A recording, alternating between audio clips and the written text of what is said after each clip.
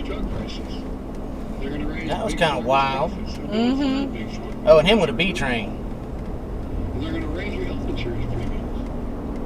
It's mega trickle down. Mega trickle down. The kind of policies that have failed the country before and will fail it again. Wow, look at that mega trickle down.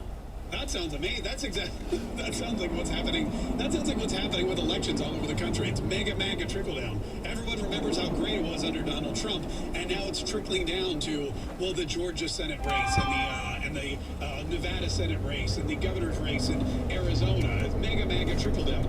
These are the same lies that Joe Biden and the Democrats tell every single time. They're telling the lie about Medicare. They're trying to scare seniors and say the Republicans are coming for your benefits, your Social Security. They're on the side of big pharma. They're going to take away your benefits. It's going to be horrible. All your money. The reason you don't have money for drugs right now is because of Joe Biden's economy. The reason you don't have money for drugs is because of inflation.